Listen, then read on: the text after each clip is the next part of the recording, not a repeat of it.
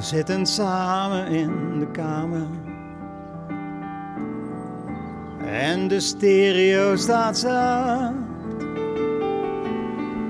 En ik denk, nu gaat het gebeuren. Hierop heb ik zo lang gewacht. Niemand in huis, de deur op slot. Mijn avond kan niet meer kapot.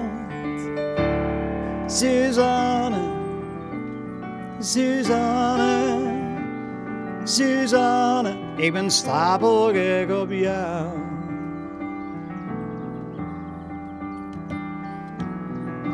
Ik leg mijn arm om haar schouder, streel haar zachtjes door haar haar. Ik kan het bijna niet geloven. Voorzichtig kussen wij elkaar. En opeens gaat de telefoon. En een vriendelijke stem aan de andere kant van de lijn verontschuldigt zich voor het verkeerd verbonden zijn. En ik denk bij mezelf, waarom nu? Waarom ik? Waarom?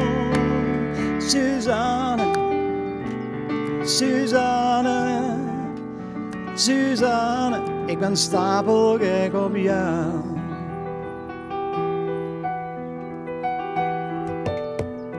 Ik ga maar weer opnieuw beginnen. Zoen haar teder in haar nek. Maar de hartstocht is verdwenen. En ze reageert zo gek. Ze vraagt of er nog cola is. En ik denk, nu is het mis.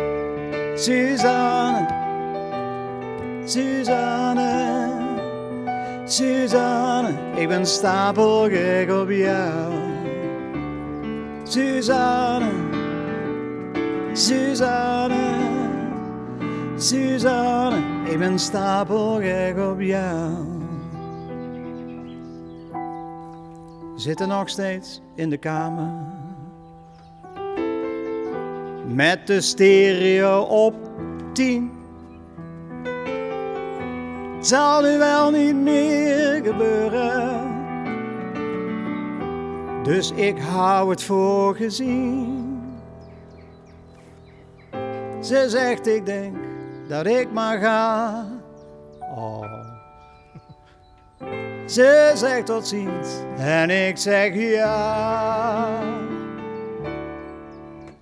Suzanne, Suzanne, Suzanne, ik ben stapelgek op jou.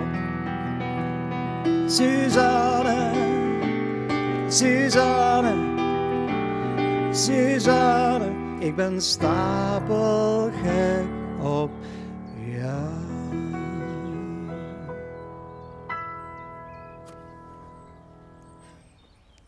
Dank je. Graag gedaan.